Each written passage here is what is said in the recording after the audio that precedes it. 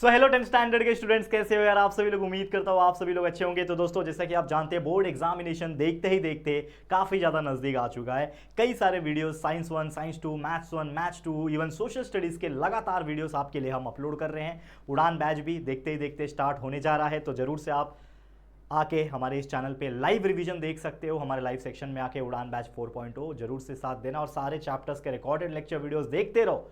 जब भी टाइम मिले आओ यूट्यूब चैनल पे हमारे, सर्च करो, कोई भी चैप्टर पढ़ना है, जो भी सब्जेक्ट है उसका नाम डालो और आगे लिख दो बाय JR ट्यूटोरियल्स। आपको हमारे वीडियोस मिलेंगे, उसको 2x की स्पीड पे लगा के सारा वीडियोस देख के खत्म करो, ताकि आपका सिलेबस पढ़ के एटलीस्ट माइंड से कैलकुलेट करके आपका कंप्लीट हो जाए। फिर उसके बाद क्वेश्चन आंसर्स को याद करो, जितना हो सके प्रैक्टिस करो, ठीक है।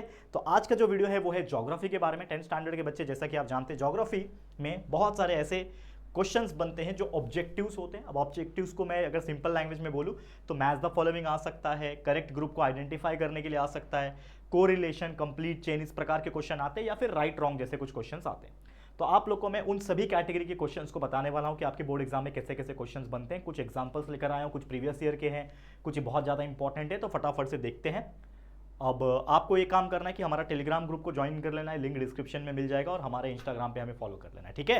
And keep watching our videos, ताकि सिलेबस आपका जल्दी जल्दी कंप्लीट हो पाए, ठीक है। तो चलो स्टार्ट करते हैं। जैसे कि एक मैच द पेयर है, यहाँ पे ये क्वेश्चन आया हुआ है बहुत बार, ठीक है ना। यहाँ पे अगर आप देखोगे 2023 में भी पूछा गया था, और कॉलम ए कॉलम बी रहेगा। तो सबसे पहला है ट्रांस अमेजोनियन हाईवे। आपको ये ऑप्शन में से बताना है कि कौन सा ट्रांस अमेजोनियन हाईवे होता है। तो याद रखना कि trans Amazonian highway is one of the major highways in Brazil, याद रखना, ठीक है। इसके अलावा थ्रोनियन बुश टाइप ऑफ वेजिटेशन कहाँ पाया जाता है, वो खेजड़ी होता है, ठीक है ना। उसके बाद प्लेन रीजन जो है वो कहाँ पाया जाता है, पंजाब में पाया जाता है, याद रखना। इसके अलावा पॉपुलर गेम ऑफ ब्राजील जो है सभी को पता है, फुटबॉल, ठीक है ना, ब्राजील पता है ना, ठीक है। तो बहुत ही फेमस चीज़ है, और आपको इस प्रकार से आंसर लिखना है, वो ऑलरेडी मैंने बता दिया, तो ये याद रख लेना, बहुत इंपॉर्टेंट है। इसके अलावा एक और मैच द फॉलोइंग है, जो पिछले साल भी पिछले साल 2022 में भी देखने मिला था, कि फील्ड विजिट क्या होता है, एक सैंपल क्वेश्चन होता है। पिको डी निबला क्या है, एक हाईएस्ट पीक है ब्राजील का, ठीक है ना। अर्बनाइज स्टेट कौन सा है, हमारे इंडिया का गोवा है। रियो डी जेनेरो एक बहुत फेमस टूरिस्ट प्लेस है। तो उस प्रकार से आप याद रख सकते हो। तो बहुत सिंपल होते हैं, अगर आपको चैप्टर्स आपने पढ़ा है ना तो बहुत इजी लगेगा आप लोग को, ट्रस्ट में, ये मैं आपको गारंटी के साथ बोल सकता हूँ कि अगर आपने चैप्टर पढ़ा है तो बहुत ज़्यादा इजी लगेगा। ये एक देख सकते हो, ये एक क्वेश्चन है, ठीक है। क्या बोल रहा है, मानोस जो है ये क्या है, एक बहुत ही फेमस जो है ना, एक पोर्ट भी है, मानोस पोर्ट अगर देखा जाए, बट ऑप्शन में कहीं पे पोर्ट नहीं दिख रहा है। तो ये not much difference in the range of temperature, ये इसका आंसर हो जाएगा। राजस्थान लो रेनफॉल रीजन है, highland of Brazil animal of grasslands, ठीक है ना। North Indian plains nucleated settlements है। तो ये जो भी ऑप्शन उसके लिए सुटेबल, जरूरी नहीं है कि अगर मानव से तो यहाँ पे पोर्ट ही होना चाहिए। जानबूझ के कुछ क्वेश्चन ऐसे बनते हैं जिसका एक से ज़्यादा आंसर हो सकता है, तो आपको दिमाग खुला रखना है कि भाई इसका आंसर ये हो सकता है। तो इसमें आप एलिमिनेशन मेथड फॉलो कर सकते हो कि सबसे पहले जिसका श्योर है उसका करो, जिसका श्योर नहीं है वो लास्ट में करो, ताकि अपने आप समझ में आ जाए, ठीक है। तो ये ऐसे मैच द पेयर आते हैं क्वेश्चन, ठीक है। फिर इसके अलावा जैसे मैंने बोला कि identify the wrong group, correct group, ये भी क्वेश्चन आते हैं। जैसे कि यहाँ पे एक क्वेश्चन है कि these rivers of Brazil are north flowing, ये क्वेश्चन आता है। अब इसमें से कौन सी ऐसी रिवर है जो नॉर्थ फ्लोइंग है, तो इसके तीन तीन की जोड़ी दी है, जुरोइका, जिंगो और अरेगुआ, निग्रो, फ्रैंको एंड पेरू है, जपुरा, जरुआ एंड पुरुष। तो ये कुछ तीन तीन की मतलब ग्रुप दिया हुआ है, इसमें से कौन सी ऐसी रिवर जो है वो नॉर्थ फ्लोइंग है, और इसमें क्या कर रहा है, करेक्ट पहचानना है। कभी कभी ऐसा भी क्वेश्चन आता है, आइडेंटिफाई द रॉन्ग पेयर, तो रॉन्ग पेयर भी पहचानना होता है, खासकर हिस्ट्री वगैरह में वही पूछता है रॉन्ग पेयर, लेकिन ज्योग्राफी में आपको पूछता है आइडेंटिफाई द करेक्ट पेयर। तो इन तीनों में से करेक्ट कौन सा है कि जो नॉर्थ में फ्लो होता है, तो पहला ऑप्शन जो है दैट इज जुरिका, जिंगो एंड अरेगुआ, ये ऐसे रिवर्स है जो नॉर्थ की तरफ फ्लो होते हैं, याद रखना। ये कुछ एग्जाम्पल से याद रख सकते हो आइडेंटिफाई द करेक्ट पेयर का, ठीक है। इसके अलावा ये याद रख लो, कौन सा, हाँ नॉर्थ साउथ ना, हाँ ये वाला याद रख लो, ये इंपॉर्टेंट है। ये याद रख लो कि the order of physiographic units in Brazil while going from north west से साउथ वेस्ट, ठीक है। तो इसमें क्या आ जाएगा, करेक्ट ग्रुप कौन सा है कि पैराना रिवर बेसिन है, गायना हाईलैंड है, ब्राजीलियन हाईलैंड है। गायना हाईलैंड अमेजोन रिवर बेसिन है, ब्राजीलियन हाईलैंड है, ये इसका आंसर हो जाएगा, जो नॉर्थ वेस्ट से साउथ ईस्ट तक जाता है, ठीक है ना। नॉर्थ वेस्ट से साउथ ईस्ट तक जाता है, मैंने आपको ब्राजील का नक्शा भी बताया था पढ़ाते टाइम। तो नॉर्थ वेस्ट से जो फिजियोग्राफिक यूनिट है वो पहले गयाना हाईलैंड आता है, उसके बाद अमेजोन रिवर बेसिन आता है बीच में, और फिर उसके बाद आता है ब्राजीलियन हाईलैंड। तो ये याद रखना, नॉर्थ वेस्ट से लेकर साउथ ईस्ट तक ये चीज़ें हैं, ठीक है। इसके अलावा और भी चीज़ें हैं, एक आइडेंटिफाई द करेक्ट कोरिलेशन वाला टॉपिक है ये वाला, ठीक है ना। ऐसे कुछ क्वेश्चंस आते हैं, ये आपको दिया रहेगा और इसमें बोला रहेगा कि करेक्ट कोरिलेशन बताओ, यानी किसका रिलेशन किसके साथ है।